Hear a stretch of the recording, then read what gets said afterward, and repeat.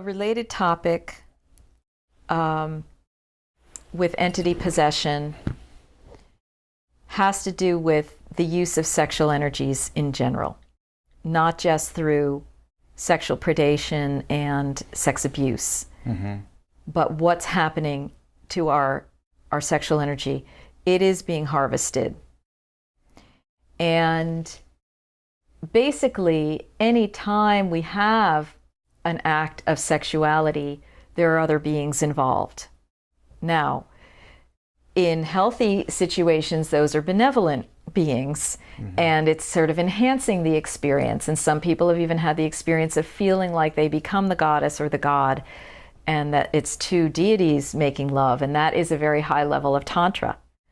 But there are many other forces that come in that people are usually totally unconscious to. And this has been getting more and more intense through numbers of developments. One is the pornography industry. What pornographical scenarios and images do is they attach the human sexual functioning to imagined scenarios rather than humans. And those imagined scenarios often have a non-healthy or degrading aspect to them. And what happens is people will get cathected to that, or that will be, especially the first things that you are introduced to as a child that stimulate you sexually are often your go-to ultimately. And so if those are pornographic images, that's going to be your go-to in the quiet recesses of your mind, whether you're self-pleasuring or sometimes if you're with a partner or whatever. So the more and more intense and degraded those kinds of scenarios, the more intense the beings that are coming into you, and the more it's actually taking your sexual energy from you and not allowing you to have a full flow. So a lot of this, as I'm saying, comes through in the pornography industry, and then it goes, right into us, where we're enacting these sort of bizarre scenarios that really have no reality and connection with genuine pleasure, right? Or how the natural world, how physiology actually operates, and what women and men really want, that type of thing. I would even go so far as to say, and this will be controversial to many, but a lot of the sadomasochistic energies are connected to entities. So just know that if you are engaging in that, you're definitely signing a contract with other beings. Yes, it is your choice, but the point is we want to get more conscious as to what's actually happening. Right. Because I don't really think that any human being is necessarily born that way. I think they are acted upon by forces and energies, and ultimately what it does is it robs you of your frank and natural pleasure and sexuality, and it puts you in scenarios that bring in whole bunches of other things. Well, so part of that too is like the understanding of agreements. Like a lot of times it's a very foggy notion. We've been programmed to think it's only has to do with the document where you're signing something. Well, those agreements similar to that, where you're kind of obligating yourself to a situation or a being or whatever, they can come in many different forms. Absolutely. And sometimes you're not really that conscious of when you've made an agreement to be something or to do something. And if you had the ability to look at it more objectively, you'd go, well, I'm not interested in that. Yeah. But you've been kind of robbed of that capacity as well. Yeah, this is total snow job, okay? The veil has been completely put over our eyes. We're not aware of what's going on. And pornography addiction is another huge thing where entities have come in and they're possessing people of all sexes, but in particular men, and in particular men of a certain age category. And it's getting worse and worse and worse, so that men cannot even get sexually aroused by a natural woman who actually has pubic hair, who,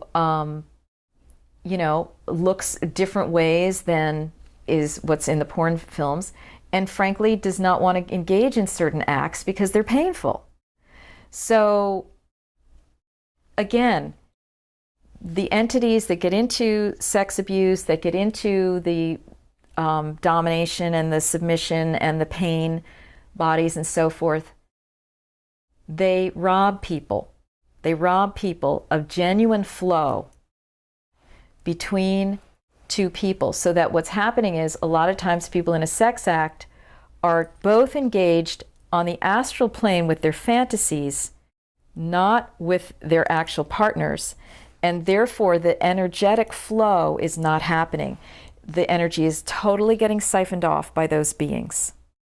So it is important to understand what is happening and what agreements we're in, and what beings are working us. Right. And the dynamics there are very similar to like a drug addiction, where you're going to go like, I know what it's supposed to feel like. It didn't really feel like that. I got to try, you keep going for that initial experience that you had, like the first time you took heroin or whatever, that wonderful experience that kind of slowly goes away over time, but you keep trying because you don't know what else to do. Right? Right.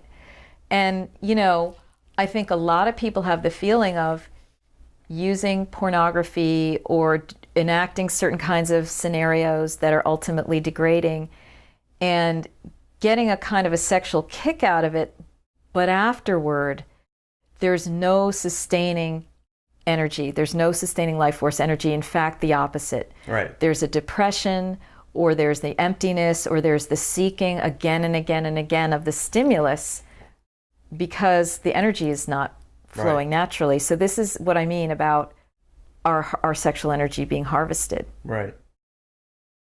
So what are some of the ways that you've discovered that helps people start to figure this out, use this knowledge for their own benefit, and get heading back in the right direction in terms of addictions, sexual dysfunction, all those things that you're seeing in your practice? Right.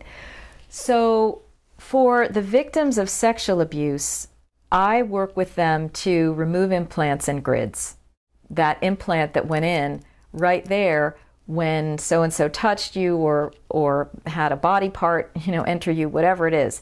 And you're using the implant interchangeably with entity attachment, or is that the same? Is that the same thing, or are they different? It's related. Okay. It's an implant that is like a hook that the entity can hook onto. So it's like an etheric hook. It's an etheric hook. Okay. So I work with them to have them get empowered to flush it.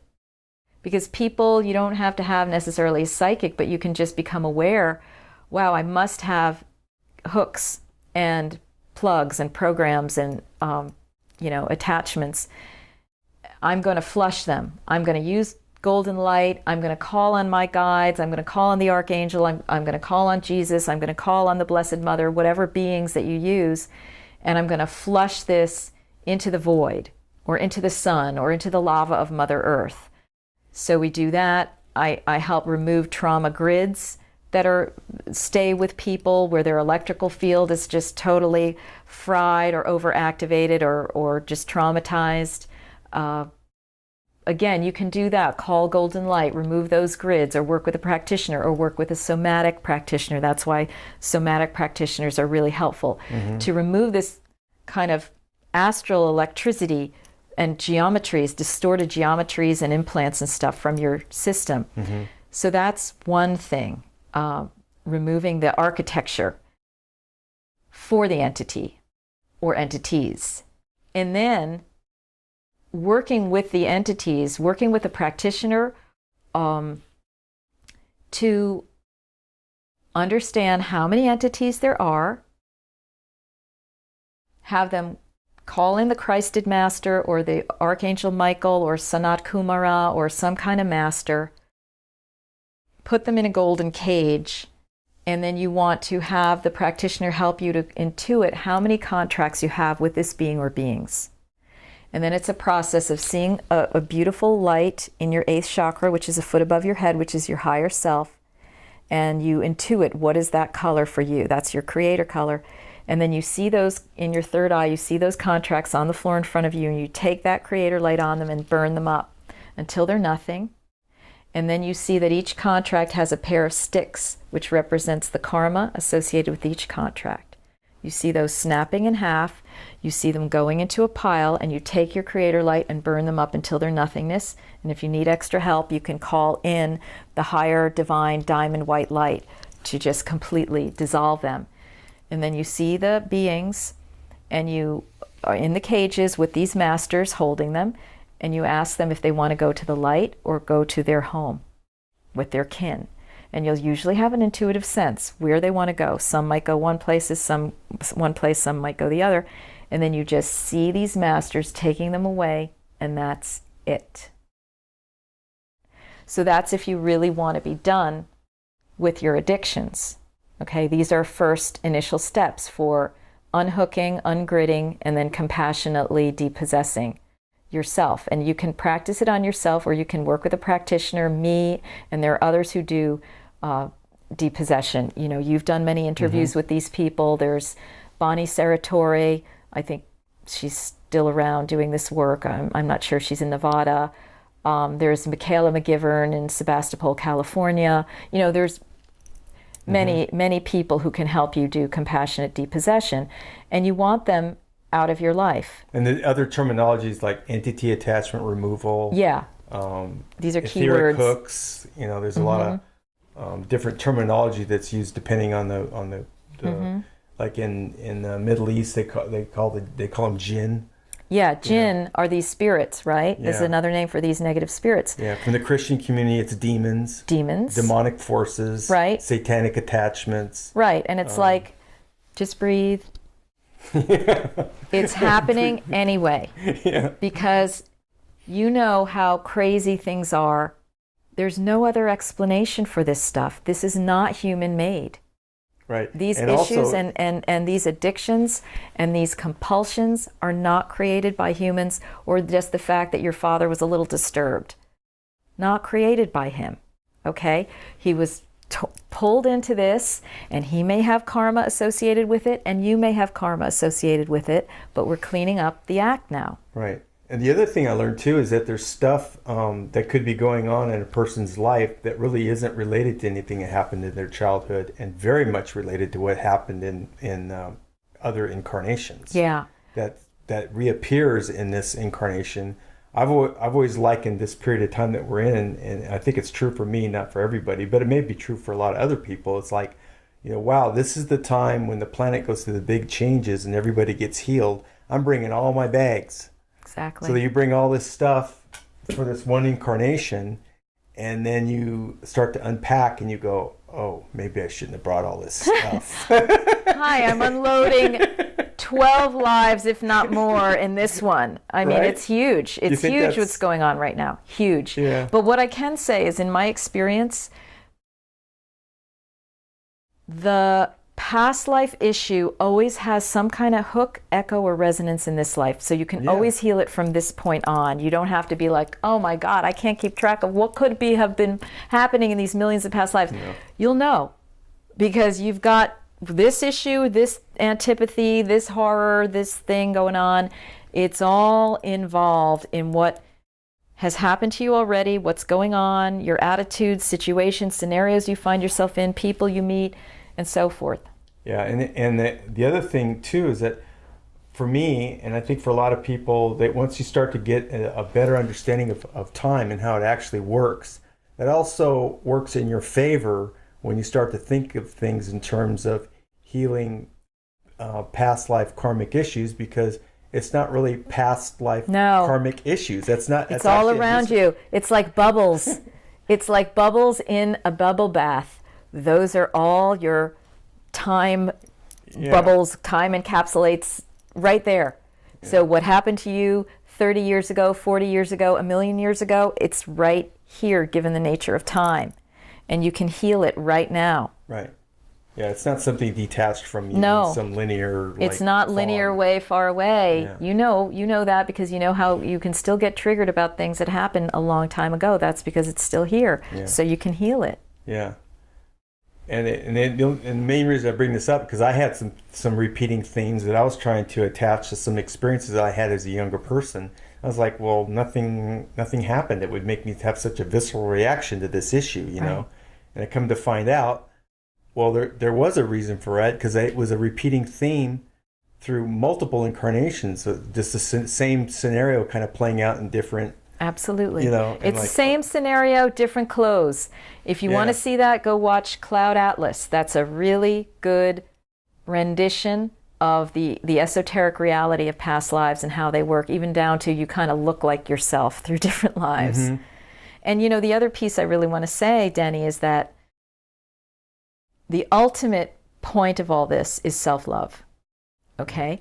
Because you got into the karmic problems in the past, and so did all your relatives or whoever, because there was a lack of self-love.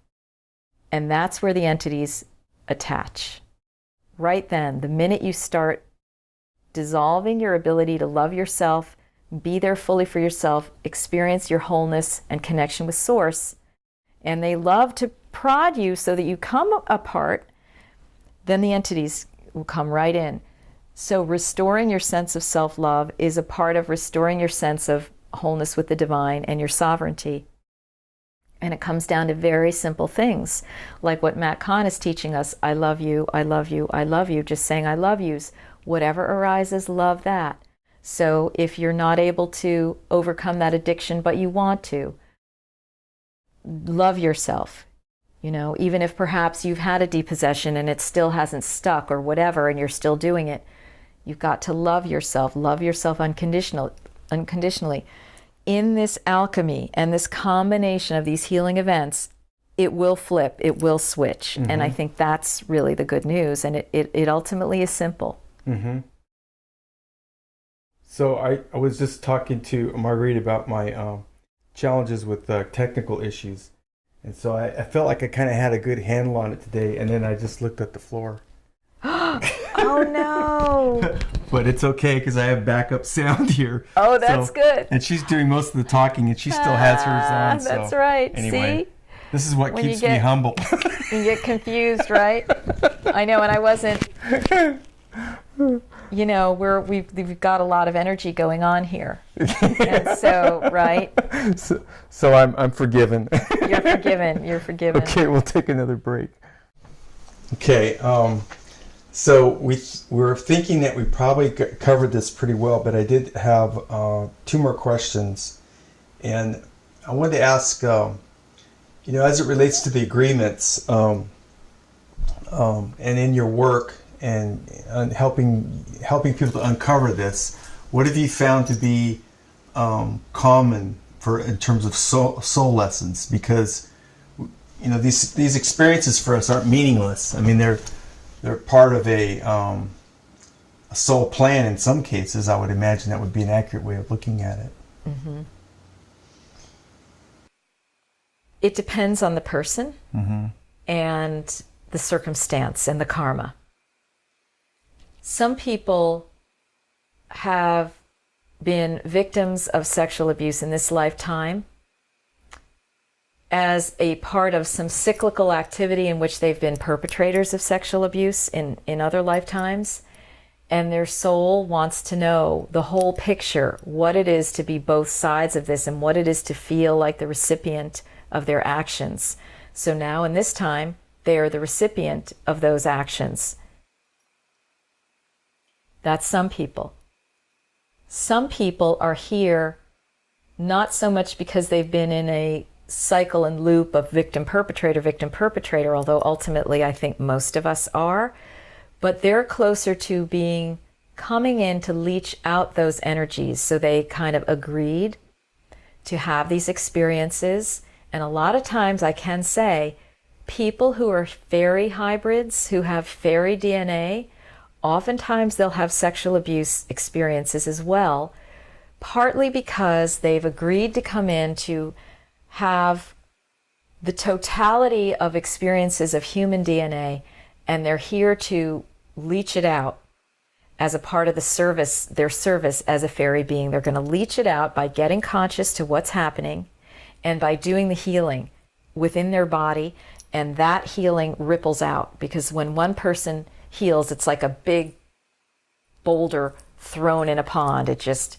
creates huge ripples for everybody else. That's primarily women, I would imagine. Oh, it can be both. But I mean, in more cases, is it women or is it more? I find that in more cases, women have sexual abuse than men. No, I mean the fairy connection, that type of scenario. No. There's just as many women as men. So that's a 50-50 in your experience? I think so, yeah. Of people who incarnate as hybrids. Okay. They're part fairy DNA, yeah. Okay. Because they're here to awaken humanity too, and that's would be a whole other interview. Mm-hmm. Really, seriously, a whole other interview. They're here to awaken humanity as to the reality of this other dimensional world that takes up the same space as ours, and what those beings can show us. So, there's different reasons why people would have soul lessons of being either a victim or a perpetrator in this lifetime. Mm-hmm. And of course, if you're a perpetrator and you awaken, it's even more energy is unleashed for humanity. If you realize, wow, oh my gosh, I've been doing this thing, I'm possessed, I have a karmic contract with these beings, I'm totally getting rid of this in this lifetime, and you admit it, massive clearing. And people with addictions of all kinds, alcohol addictions and so forth, it can be different things. I mean, I've seen people who enslaved Native Americans through alcohol, and now they're alcoholics in this life, or would give alcohol to their slaves to calm them down, and now they're alcoholics in this life, or whatever. Like, there's many, many different soul lessons that people are learning. And of course, along the lines of the fairy people who come in and others who come in just to leech it out, are those pure bodhisattva beings who are like, I'm going to take on a tremendous amount of karma in this lifetime and try to remember, awaken, and heal through all of this to really get this out of the human system and heal humanity. So a lot of times it's not something related to karma in the way that we typically understand it. It could be a bodhisattva vow or something that you came in to help by flushing this through your own system. Okay, the other thing that comes up a lot in terms of the healing is getting help from guides. And I know for a lot of people that's a pretty foreign concept. They especially for men, who don't need help, right? This is a scenario where help is key. And so maybe you could talk a little bit about how people go about finding the guides that are peculiar to them, or how they discover, what is the discovery process for them. Right. I mean, in my belief system and what I work with, everybody has guides of some kind. Sometimes they're ancestors, sometimes they are deities as we know them, sometimes they are other forms of interdimensional beings. There are hierarchies, beyond in the world beyond the veil. So basically, to connect with a guide, a high-level guide, you want to get into a meditative state and ask to connect with your absolute highest level guides, because there's usually more than one, but you can start with your guiding force, your guiding angel. It's called different things in different cultures. Just start with that one being, and you'll know that you're receiving guidance because you will be able to put up a very difficult situation that you're having in your life, and you're going to be getting a higher level answer to it than you would have expected. And sometimes it's that you're accessing an outside guide. Sometimes it's that you're accessing yourself as guide. In other words, your higher self, or what I call your divine self, or your goddess self. That's ultimately the point of awakening, is to really access that, so that you know that the wisdom stream is not outside you, it's within you.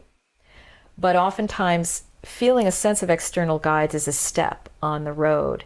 Right. So just getting in meditative states, asking for signs, And that's a good point you made too, is like, because we're all kind of programmed to seek outside for authority, for someone else to give us the answer. And that's not really what you're talking about here at all. No, it's guides as a facilitator to you accessing your own inner wisdom. Right. And doing the work yourself rather than someone doing it for you. Exactly. Yeah. There's no savior. You're the savior, you know. Right. And so, you know, if you sense that there is a being around you in a meditation or in dreams or just in general, you always ask, are you of the love and are you of the light? And it's cosmic law that they have to answer honestly. And you will instinctively get a sense of yes or no. If it's no, they'll either be quiet or they'll go away. And if it's yes, it will be an unequivocal, and then you know you can trust them. If it's quiet or a no, you just declare your space sovereign, and you declare that this being release from your space now permanently, according to cosmic law, and so it is, and that's it. And that's apparently a big problem now, because there's a lot of channeled material right now that's not. Yeah, it's willy-nilly. Yeah. You know, any sort of. This is why when I teach channeling, or what I call being an oracle or divinely transmitting, I have the women connect with their goddess self. They can have their guides as a retinue around them, but they're not channeling any beings, no accents, etc. So that's part of, I think, the evolutionary direction we're going in. Yeah. Yeah. Because it's come up in a lot of different areas. So like the best lie is 90% true. So you have to be very careful, because there's a lot of good feelings and good messages, but you're not really dealing with someone who's got your best interest at heart. Right. And discernment is such a big part of working with the unseen world. Right. It's why, in a way, the doors were closed, because we lost our discernment and we just said, I'm not dealing with any of that hooey, superstition, whatever. It's too chaotic, it's too crazy, I can't even. But now we're opening the door, so you don't want to throw out the baby with the bathwater, so to speak, but you really want to get discerning about what information is coming through. Does it take you to the next level? Does it bring joy and harmony? Is it a higher level solution? Right. And it's always not a black and white scenario. Sometimes there's a lot of truth in stuff that you wouldn't take wholesale. Right. And vice versa. Right. So, yeah. Right. And even the idea of, are there entities? You're going to have to run that through your own filter. Right. Run it through your own filter. Is it going to make sense over time? Does it explain things that have seemed inexplicable? If you start using that concept, can you have productive things happen in your life? Those to me are tests of validity of information, just to start. So use your instincts. I thought of a really cool last question. Yeah. What do you think about going to an AA meeting and doing a talk? I'll go with you. Right. Well, I've envisioned that quite a bit. I think it would be very useful. I think that, AA has been great, what I know of it, to get people to understand that there is another dimension and to start working with it. Yeah. But I think there are steps of progression that they could go through that will really, truly help people not stay in the addictive cycle where you desperately need your sponsor and this and that, but you can actually get out of that. And it is by understanding that addictions have entities attached to them, and so working with it that way. Yeah, it's not in the big book. No. And also, getting entities detached doesn't mean that your life is hunky-dory and that's it. Right. You still have to heal the wounds that led to the whole thing and that led to the karma, or the soul lesson. The soul lesson is the soul lesson, and it's doing the emotional, psychological work. So I'm a big fan of people going to therapy, working with really good therapists who do the inner child work. That are aware of the entity attachment issue. Yes. Because it's not something that you just ignore but set aside. But more and more people are doing transpersonal psychology.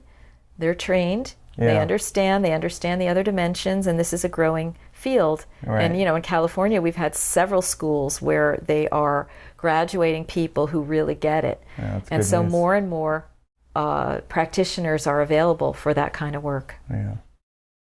Okay.